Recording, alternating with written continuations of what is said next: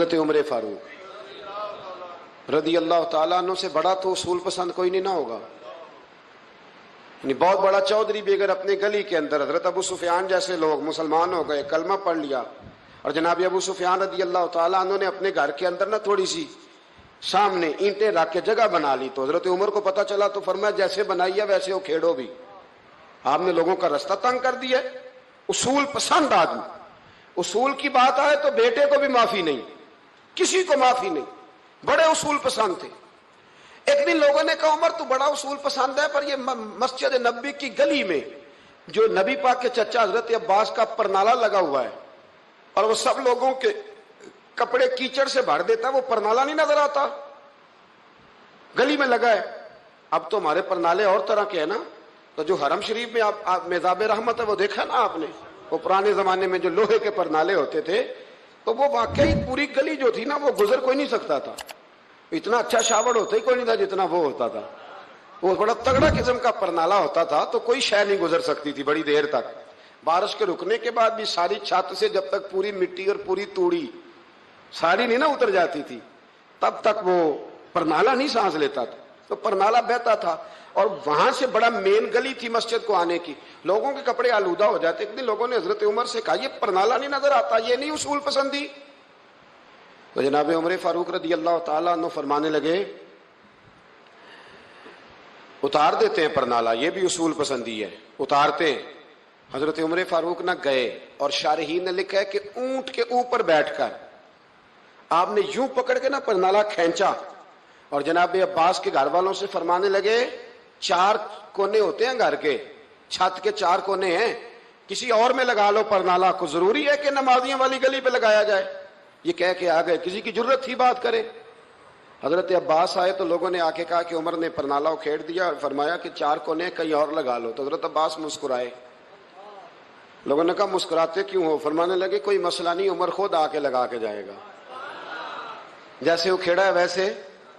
لوگوں نے کہا وہ عمر ہے, عمر کو بدلنا اور اس کی بات کو بدلنا, اور اتنی جرت کہ وہ لگا کے جائے, جس بندے کو دیکھ کے شیطان گلی کا رستہ بدل جاتا ہے, آپ اس کی بات کر رہے ہیں. فرمایا میں نے کہہ دیا نا عمر لگائے گا, تو انشاءاللہ عمر لگائے گا. حضرت عباس مسجد میں آئے, نماز پڑھی, تو کہتے میں نے بات چھیڑی دی. عمر خود کہنے لگے کہ حضور آپ سے تو امید نہیں تھی. حضرت عباس سے کہنے لگے بھئی جگہ بھی ہے, 4 کونے ہوتے ہیں گھر میں, کو ضروری ہے اسی کونے پہ لگے جہاں سے نمازی گزرتے ہیں, یہ بخاری مسلم کی حدیث ہے. حضرت عباس کہنے لگے عمر 4 کونے ہیں, میرے پاس جگہ بھی ہے پرنالے کی, میں نے بھی کئی دفعہ سوچا تھا وہ کھیڑ دوں, اور میں بھی اسی گلی سے گزرتا ہوں, میرے کپڑوں میں بھی کیچڑ بڑی دفعہ پڑا ہے, پر مجبوری یہ ہے وہ کھیڑ اس لیے نہیں سکتا کہ یہ پرنالا میرے نبی کریم نے اپنے دستے مبارک سے لگایا تھا. فرمایا میں مکان بنا رہا تھا, چھت بنا رہا تھا, تو حضور اچانک آ گئے, اور کئی لوگ گواہ ہیں اس کے. رسول کریم تشریف لائے, اور نبی پاک علیہ السلام نے فرمایا لاؤ چچا تھوڑا میں بھی کرتا ہوں, اور پھر میرے نبی کریم صلی اللہ تعالی علیہ وسلم نے اپنے دستے مبارک سے یہ پرنالا لگایا تھا. کئی دفعہ سوچا وہ کھیڑ دوں, پھر سوچتا ہوں حضور نے لگایا تھا. لیکن چلو اب تو علت پائی گئی, اب تو سمجھ آ گئی, اصول بن گیا. اب تو اصول بن گیا نا, تو ٹھیک ہے آپ اب اس طرح کریں, وہ کھیڑ دیا تو ٹھیک ہے. جناب کہنے لگے پہلے کیوں نہیں بتایا؟ بھئی وہ نمازیوں پہ چیٹے پڑتے ہیں, گلی کا رستہ ہے. فرمایا رس پڑتے ہیں تو پڑھتے رہے, آپ نے بتایا کیوں نہیں؟ حضرت جناب عباس کہنے لگے کہ آپ کا کیا خیال ہے کہ میں یہ کروں گا کہ لوگوں پہ چھینٹے پڑے اور مجھے پرواہ نہ ہو؟ حضور نے لگایا تھا. حضرت عمر فاروق نے نا جناب عباس کا بازو تھاما, تن تندور تے ہڈاں دا بالن, بازو تھاما, اور تھام کے نا اسی جگہ لے گئے جہاں پرنالا کھیڑا تھا. پہلے تو اونٹ پہ چڑھ کے لگایا تھا نا, تو اب کہنے لگے حضرت عباس سے کہ آپ نا میرے کندھوں پہ چڑھ گئے, میرے کندھوں پہ تن تندور تے ہڈاں دا بالن, اسی ہاواں نال تپایا, کپ کپ مکیاں پیڑے کیتے, اتوں عشق پلے تھن لایا, تن دا سالن تے من دی ہانڈی, لون صبر دا پایا, غلام فریدہ وے میں ساری تیری, تینوں اجے یقین نہیں آیا؟ فرمایا خود لگائیے. حضرت عباس رضی اللہ تعالیٰ عنہ وہ پرنالا لگا کے اترے, تو حضرت عباس بھی رو رہے تھے اور جناب عمر بھی رو رہے تھے, آنکھوں میں آنسو تھے. فرمایا ہم یہ نہیں دیکھیں گے کہ علت کیا ہے, وجہ کیا ہے, ہم تو یہ دیکھیں گے کہ رسول اللہ کی نسبت کیا ہے. نبی کریم علیہ الصلوۃ والسلام کے دست مبارک لگ گئے, ساری وجوہات ختم ہو گئی. اب جس کے کپڑوں میں پانی پڑتا ہے پڑے, جس کو تکلیف ہوتی ہے ہو, لیکن چونکہ یہ رسول پاک صلی اللہ علیہ وسلم نے دست مبارک سے لگایا ہے, تو مزاج یہ ہے کہ جہاں بات آئے گی ذات رسالت کی, وہاں باقی کے قانون چھوڑ دیے جائیں گے, وہاں باقی کے معاملات چھوڑے جائیں گے, وہاں تکلف سے نکلا جائے. اور یہ محبت نا بڑی جلدی شروع کر لینی چاہیے. توجہ ہے میری بات پر؟ محبت کا جملہ بڑا بدنام ہو گیا ہے. لوگوں نے ہوس کے رشتے کا نام محبت رکھ دیا ہے. میں نے کہہ دیا جو کہنا تھا. اب تو محبت کا فکرہ جو ہے وہ ایسی جگہ فٹ کیا جاتا ہے جہاں سے نا فٹ کرتے ہوئے سمجھ نہیں آتی کہ یہ کیا کہہ رہا ہے. محبت بڑے پاکیزہ جذبے کا نام ہے.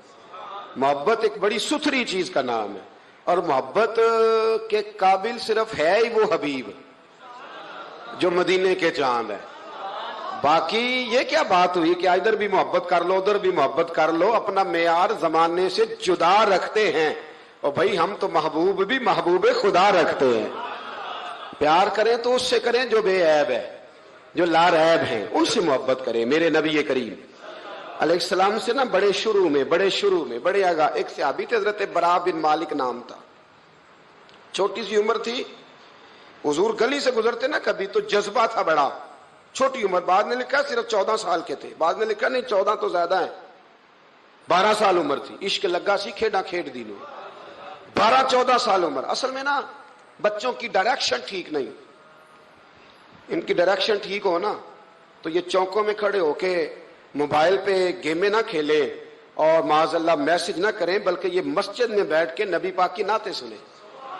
ہم نہ وہ کام کر نہیں سکے. میرے جیسے لوگوں نے بڑی کوتاہی کی زندگی میں. ہم محبت رسول کا پیغام بانٹ نہیں سکے. ہم نے اپنی بیماریاں دیکھی, اپنی تھکاوٹیں دیکھی, یہ دیکھا کہ فلاں شہر کیسے جائیں, فلاں شہر کیسے جائیں. ہم وہ کام کر نہیں سکے جو ہمیں کرنا چاہیے تھا. ذمہ تھا, باپ کی ذمہ ہے. نبی پاک نے فرمایا ماں باپ کی ڈیوٹی ہے اپنی اولاد کو میری محبت سکھائیں. پر ہم وہ رنگ دے نہیں سکے, ہم وہ مزاج دے نہیں سکے, ہم نے وہ کوتاہی کی. ہم نبی پاک کا حسن, حضور کی سیرت, اخلاق عالیہ, کردار, گفتار, رفتار, انداز, تربیت, وہ ساری باتیں قوم کو بیان نہیں کر سکے. اس لیے لوگ وہاں پہنچے نہیں, ورنہ مغز قرآن روح ایمان جانے دی ہست حب رحمت للعالمین, ہم وہاں تک لے جا نہیں سکے. حضرت برا بن مالک نا 12 سال کی عمر ہے, 12 سال. نبی پاک گلی سے گزر رہے تھے تو دوڑ کے آ گئے, آ کے نا حضور سے چمٹ گئے. عرض کرنے لگے حضور کوئی حکم بتائیں, میرا دل کرتا ہے آپ کی بات مانوں, کوئی حکم حضور. مجمع الزوائد میں حدیث, اس ایک حدیث کے لیے نا میں کو 5000 روپے کی پوری کتاب, پوری 10 جلدیں خرید کے لایا تھا ایک حدیث کے لیے. پیاری بڑی ہے, شاندار بڑی ہے. اور میرا دل کیا, میں نے کہا جس کتاب میں ہے نا ساری کتاب ہی منگا لو. کچھ چیزیں بڑی انسان کو انوکھی لگتی ہے نا. حضرت برا بن مالک رضی اللہ, چھوٹی سی عمر ہے, حضور سے لپٹ گئے. تو حضور نے فرمایا بیٹے کیا ہوا؟ عرض کرنے لگے حضور کوئی حکم بتائے, میرا بھی دل کرتا ہے عمل کروں. تو حضور نا چھوٹے چھوٹے کام بتاتے ہیں. دکان سے, یہ بچوں کو یہی بتانا ہوتا ہے نا, دکان سے لے آ, یہ کر دے, فلاں کو بلا لے. لیکن حضور ان کی غیر موجودگی میں ان کا ذکر بڑا کرتے. ایک دن کچھ لوگ کہنے لگے حضور بڑا ذکر کرتے ہیں پر وہ کرتا تو چھوٹے موٹے کام ہے بچہ. تو نبی پاک نے ایک دن ارادہ کیا کہ ان کو تجربہ نہ کرائیں کہ وہ پیار کتنا کرتا ہے. رسول کریم فرمانے لگے میں جو کہوں گا کرو گے؟ حضور کروں گا. فرمایا جاؤ اپنے باپ کی گردن کاٹ کے لاؤ. کس کی جی؟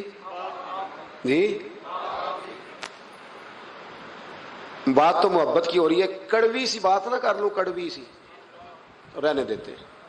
آپ کا پروگرام نہیں تو چھوڑ دیتے ہیں, آگے بڑھ جائیں. ذرا کڑوی سی ہے, کر لوں جی, بولیے. یعنی باپ کی, ہم محبت رسول میں صرف داڑھی کی بات کرتے ہیں, کسی کی گردن کی نہیں. صرف ہم کہتے ہیں حضور سے محبت ہے تو میں نے کہا تھا نا کڑوی ہے, آپ نے مجھے گھورنا شروع کر دیا اور خاصا تیز گھور رہے ہیں آپ. اور خدا کے بندو یہ رسول اللہ کی سنت ہے, کسی کو نہ اچھی لگے, کسی کوئی تعریف نہ کرے, پر میرے رسول کو تو اچھی لگتی ہے کہ نہیں. نبی, ایک بندہ مجھے کہتا ہے داڑھی کے نام پہ لوگ تانے بڑے دیتے ہیں, داڑھی رکھی ہے تو یہ کرتا ہے. تو میں نے کہا یہ نبی پاک کے نام کا تانا, اسے خوش ہو کے قبول کر, اس کا بڑا مزہ ہے. اس کو یوں یوں سینہ کھول کے کہہ دے تانا, دے تانا. تو کبھی کبھی نا ایسا ہوتا تھا، میں پڑھتا تھا تو کبھی گزرتے تو کہتے وہ جا رہے ہیں داتا صاحب والے، وہ جا رہے ہیں غوث پاک والے. تو میں نے کہا الحمدللہ، یہ اس طرح ہمیں روز چھیڑا کرو، اس طرح روز چھیڑا کرو، ہمیں خوشی ہوتی ہے. اور یہاں بھی کہنا اور قیامت میں جا کے بھی یہی کہنا کہ یہ داتا صاحب والے ہیں، وہاں بھی کہنا کہ یہ غوث پاک والے ہیں. یہ چھیڑو ہمیں، ہم یہ چھیڑتے ہو تو ہمیں مزہ آتا ہے. یہ کہا کرو، ہمیں روز کہا کرو. اللہ تعالیٰ ہمیں عقیدے پر استقامت نصیب فرمائے. آگے بڑھتا ہوں، بات مکمل کرتا ہوں. حضرت برا بن مالک رضی اللہ تعالیٰ عنہ نا، حضور نے فرمایا جب اپنے ابا کا سر کاٹ کے لا، تو وہ دوڑے. ایک روایت میں ہے کہ مولا علی کے گلے میں تلوار لٹک رہی تھی، یوں کھینچی اور اس نے جذبات سے دوڑے کہ حضور نے فرمایا اسے پکڑ لو ورنہ یہ گردن کاٹ بھی لائے گا، پکڑ لو اسے ورنہ یہ کاٹ دے گا. اللہ کی قدرت کے تھوڑا وقت گزرا تو وہ بیمار ہو گئے. دن میں 2 مرتبہ میرے نبی پاک تیمارداری کرنے جاتے. ایک شام رسول کریم تشریف لے گئے تو حضور سرانے بیٹھے، ماتھے پہ ہاتھ رکھا تو کریم محبوب ان کے باپ کی طرف کان میں کچھ کہا ان کے والد سے، حضور رونے لگے. اور پھر حضور نے دوبارہ ماتھا چوما، پیار کیا اور چلے گئے. حضرت برا بن مالک چھوٹی عمر تھی، کچھ نے لکھا طلحہ بن برا نام تھا ان کا. تو حضرت طلحہ بن برا نا اپنے ابا کو قریب بلایا اور چارپائی پہ بٹھایا. کہنے لگے ابا جی حضور کیا فرما گئے؟ کہا بیٹا تیرے والی بات نہیں. کہا نہیں بتائیے. کہا نبی کریم علیہ السلام نے فرمایا کہ شام کو نا میرے طلحہ کا انتقال ہو جائے گا، اور جب اس کی روح پرواز کر جائے تو مجھے خبر کرنا، میں آ کے جنازہ پڑھاؤں. ٹھنڈ بڑی تھی، مدینے میں ٹھنڈ بڑی تھی. حضرت طلحہ نے نا اپنے باپ کا ہاتھ پکڑا اور اپنے سینے پہ رکھا. کہنے لگے ابا حضور تو جو فرما گئے پر میری وصیت یاد رکھنا. نبی پاک کے دین کا قانون یہ ہے کہ جب کوئی انتقال کر جائے تو جلدی دفن کرو. اس طرح کرنا، رات کا وقت ہوگا جب میرا انتقال ہوگا تو فوراً غسل دے کے نا دفن کر دینا. نبی پاک کو خبر نہ کرنا، نہ بتانا. عمر دیکھو اور بات دیکھو. کہ حضور کو کیوں نہیں بتانا، حضور خود فرما کے گئے ہیں. تو کہنے لگے رات کا وقت ہوگا تو جن گلیوں سے حضور نے گزر کے آنا ہے نا وہ یہودیوں کے محلے ہیں. ایسا نہ ہو کہ میرے جنازے کی وجہ سے کوئی یہودی میرے نبی کو تکلیف دے دے. میرے جنازے کی وجہ سے، جنازے کی وجہ سے. یہاں کہتے ہیں حضرت صاحب مجھے بڑا پیار ہے آپ سے، پر میرے گھر ضرور پہنچے، جیسے مرے یا جیے وہاں شام کو آپ کو پہنچنا پڑے گا. میرے رسول کریم علیہ السلام کے غلاموں نے دیکھو انداز محبت کیا بیان فرمایا. کہا نبی پاک کو تکلیف نہ ہو میری وجہ سے، میرا جنازہ خود ہی پڑھ کے مجھے دفن کر دینا. ان کا انتقال ہو گیا، رات کو دفن کر دیا. صبح حضور تشریف لائے، وہ محبوب جنہیں اللہ نے غیب کے خزانوں کی کنجیاں عطا فرمائی. فرمایا بتایا کیوں نہیں؟ مجھے بتاتے، میں خود جنازہ پڑھتا. میں خود نہ قبر میری تے میرے اپیرا جے کر پاوے پھیرا، قبر دے اندروں ہڈیاں اٹھ کے مجرا کر سن تیرا. کہا بتایا کیوں نہیں، خبر کیوں نہیں کی؟ میں جنازہ پڑھتا، میں خود پہنچتا. تو باپ رو پڑے، عرض کرنے لگے حضور میرا تو پتر تھا، میرے لیے اس سے بڑی سعادت کیا ہوتی کہ آپ جنازہ پڑھاتے. پر اس نے وصیت کر دی کہ حضور کو بتانا نہیں، تکلیف ہوگی. نبی کریم فرمانے لگے بتاؤ مجھے اس کی قبر کہاں ہے. اور یارو غور کرنا، ساری دنیا گنبد خضرا روضہ رسول پہ اور نبی پاک ایک غلام کی قبر پہ تشریف لے گئے. خود نبی کریم گئے اور آج حضور نے دعا انوکھی فرمائی. فرمایا اے اللہ جب میرا طلحہ تجھ سے ملے نا تو ذرا اس سے مسکرا کے بات کرنا جو تیری شان کے لائق. رسول اللہ کی محبت، نبی پاک کی غلامی، رسول اللہ کا پیار. اعلیٰ حضرت کہتے ہیں جان ہے عشق مصطفیٰ، روز فضو کرے خدا. او بھائیو جس کو ہو درد کا مزہ وہ نازے دوا اٹھائے کیوں.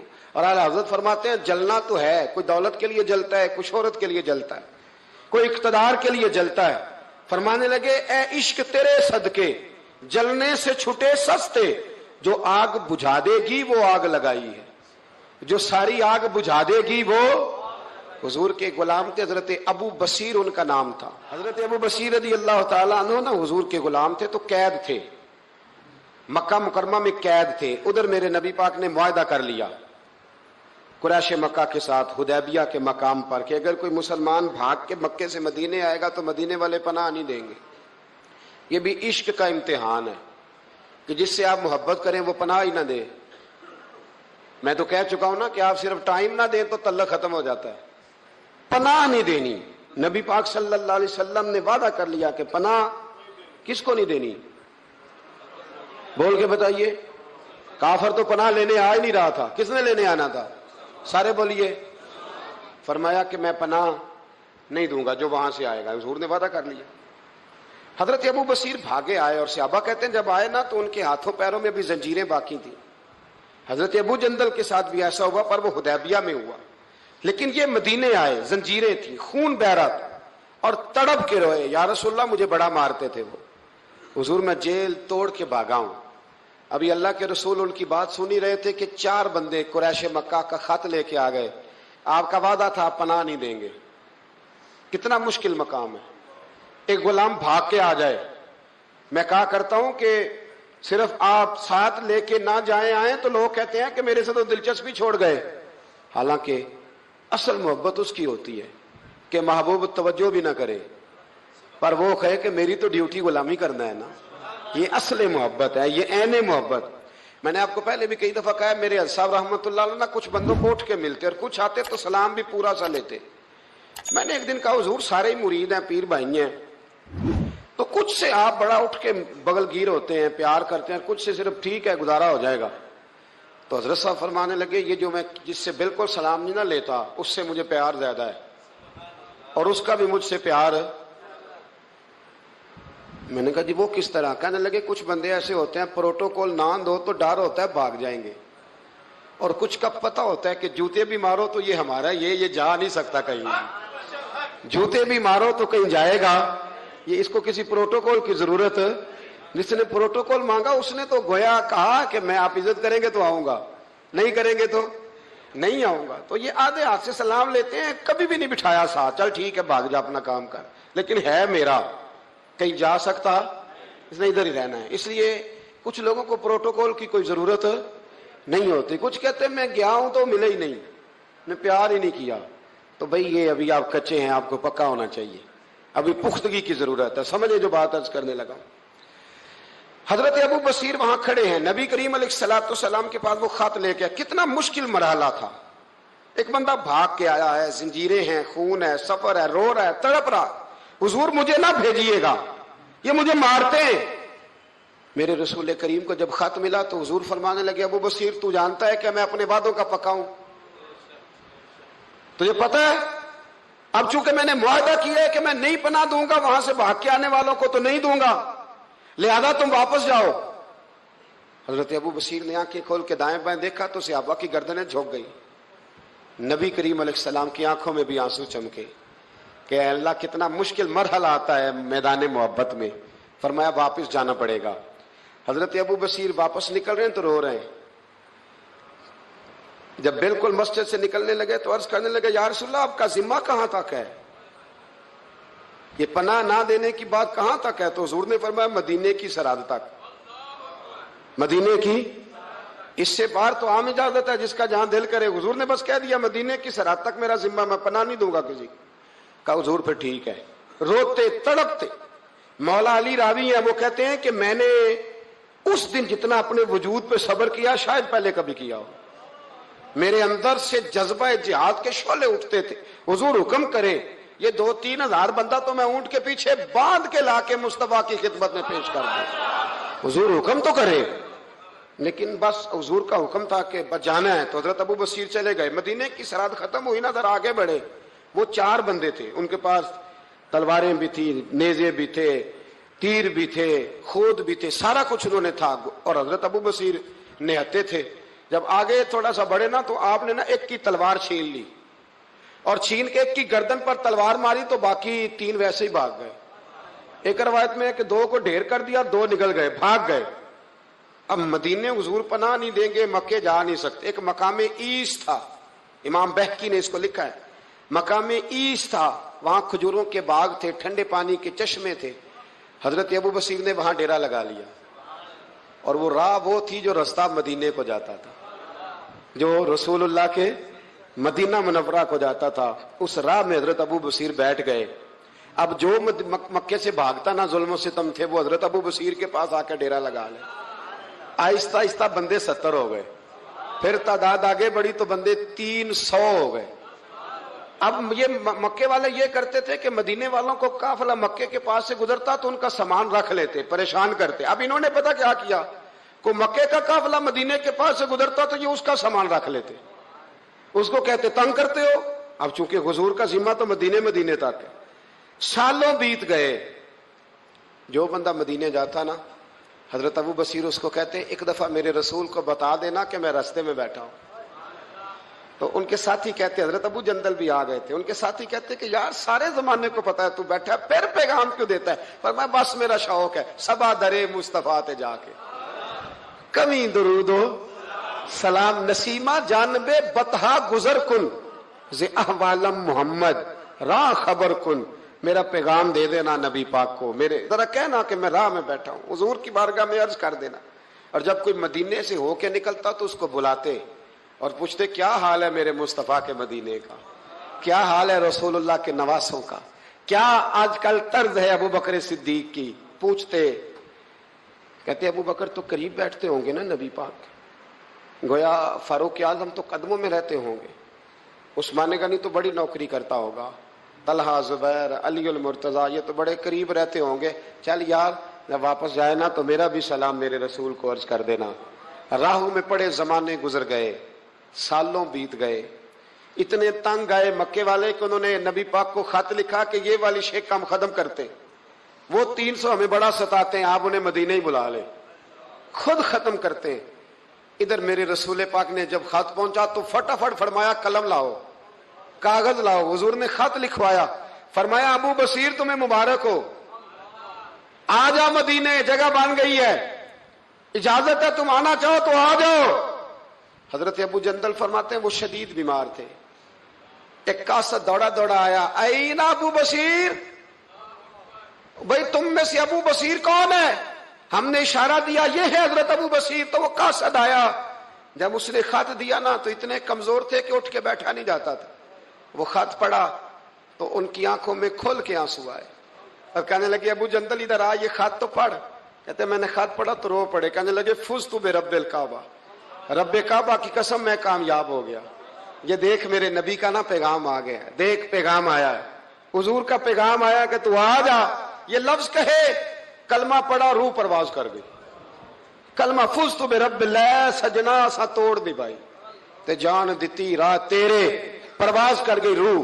پھر میرے محبوب کے صحابہ نے وہاں مسجد بنائی جہاں انہیں دفن کیا. حضرت ابو جندل نے وہاں مسجد بنائی اور پھر میرے رسول ان کی قبر پہ تشریف لائے. حضور نے دعائیں فرمائی. صاحبو، جن لوگوں نے نبی پاک علیہ السلام سے محبت کی، انہوں نے ذات رسالت کے ساتھ، حضرت ام حبیبہ تھی نا، جب آپ نبی پاک کی ذات سے پیار کرتے ہیں تو پھر آپ کے لیے دین پہ عمل کرنا بھی آسان ہوتا ہے. پھر کوئی بات ماننی مشکل ہے. بھئی ہمارا تو بیٹا، ہم پیار کرتے ہیں تو بیٹا سارا کچھ منوا لیتا ہے. منواتا ہے کہ نہیں منواتا؟ بیٹی نہیں منوا لیتی. تو کیا جب حضور سے پیار کریں گے تو دین ہم سے سارا کچھ نہیں منوا لے گا؟ سارا کچھ منوا لیتا ہے. حضرت ام حبیبہ، صحیح سند کی روایت درج کر رہا ہوں، حضرت ام حبیبہ حضور کی زوجہ ہیں، جناب ابو سفیان رضی اللہ تعالیٰ عنہ کی صاحبزادی ہیں. مدینہ منورہ پیغام آیا کہ ابو سفیان وصال کر گئے، انتقال ہو گیا. بیٹی کے لیے خبر آئی کہ باپ فوت ہو گیا. 3 دن عدت گزری تو چوتھے دن ام المومنین حضرت ام حبیبہ اٹھی، غسل کیا، دھلے ہوئے کپڑے پہنے اور اپنے جسم کو خوشبو لگائی. عورتیں کہنے لگی، آپ کو پتہ ہے نا تانے ملتے ہیں کہ 3 دن ہوئے ابا فوت ہوا ہے، اور ام حبیبہ اٹھ کے فٹافٹ یہ کام کر لیا. تو آپ فرمانے لگی مجھے کوئی ضرورت نہیں، باپ کا غم میرے دل میں ہے. پر میرے نبی پاک نے فرمایا جو بی بی اللہ اور آخرت پر ایمان رکھتی ہے نا، وہ سوائے اپنے شوہر کے کسی کا سوگ 3 دن سے زیادہ نہ منائے. جو اللہ اور اس کے رسول پر اور آخرت پر ایمان رکھتی ہے وہ اپنے شوہر کے علاوہ کسی کا سوگ 3 دن سے زیادہ، مرد کے لیے بھی یہی حکم ہے کہ 3 دن سے زیادہ سوگ، چلو کوئی آ گیا فاتحہ پڑھنے تو فاتحہ پڑھ لے، لیکن 3 دن کے بعد کام کرے. تو حضرت ام حبیبہ کہنے لگی نہ میں نے کہیں جانا تھا، نہ میرے گھر میں مہمان آنے تھے، پر چونکہ میرے نبی کا حکم ہے لہذا یہ جو میں نے کیا ہے نا، یہ میں نے اپنے محبوب کی محبت میں کیا ہے. اب مجھ پر دین پہ عمل کرنا کوئی مشکل ہے نہیں، اب آسان ہو گیا. حضور سے پیار کریں. اس کا طریقہ یہ ہے کہ نبی کریم کی حدیثیں سیکھیں، سیرت کو پڑھیں. نبی رحمت علیہ السلام کے زندگی کے واقعات کو سنیں، کان لگائیں، کوئی اچھی نعت پڑھے تو اس پر توجہ کریں۔ علامہ اقبال کہا کرتے تھے اگر لوگوں کے دلوں میں حضور کی محبت پیدا کرنی ہے تو میلاد کی محفلیں زیادہ کرو، اور بچوں کو نبی پاک کی سیرت زیادہ سناؤ، اور اگر چاہتے ہو تمہارے اپنے دل میں بہت زیادہ محبت پیدا ہو تو درود و سلام زیادہ پڑھو۔ یہ اصل ہے، اصل دین ہے، روح دین۔ اپنی زندگی میں اس محبت کے لیے زیادہ جگہ بنائیں۔ باقی جتنی محبتیں یہ تنگ کریں گی، قبر میں پریشان کریں گی، اور اگر نبی پاک کی محبت ہوئی تو اعلیٰ حضرت فرماتے ہیں اللہ حد میں عشق رخ شاہ کا داغ لے، ہم نے اندھیری رات سنی تھی تو چراغ لے کے چلے، اندھیری رات سنی تھی تو چراغ لے کے چلے۔ ایک تو بڑی معروف حدیث بخاری مسلم میں موجود ہے کہ عروہ بن مسعود ثقفی کہتے ہیں جب میں آیا اور میں واپس گیا تو جا کے پھر انہوں نے کہا قریش مکہ سے جا کے مسلمانوں کی جنگی صلاحیت کا ذکر نہیں کیا، بلکہ جا کے کہنے لگے یار میں بڑی دنیا پھرا ہوں پر جو ادب نبی پاک کے غلام اپنے نبی کا کرتے وہ میں نے کسی کا دیکھا نہیں ہے۔ دوسری روایت بخاری مسلم میں حضرت انس بن مالک رضی اللہ تعالیٰ عنہ کی ہے۔ حضرت انس بن مالک رضی اللہ تعالیٰ عنہ ارشاد فرماتے ہیں کہ نبی پاک علیہ السلام کے جب ایام وصال قریب آئے نا تو حضور مسجد میں آنا جانا کم فرما دیا تھا، کئی دن حضور تشریف نہیں لاتے تھے، تبھی علالت کے باعث۔ یہ بھی اللہ تعالیٰ کی قدرت کاملہ ہے۔ فرماتے ہیں کہ دن نا پیر شریف کا دن تھا اور فجر کی جماعت تھی، اور جناب ابو بکر صدیق نماز پڑھا رہے تھے۔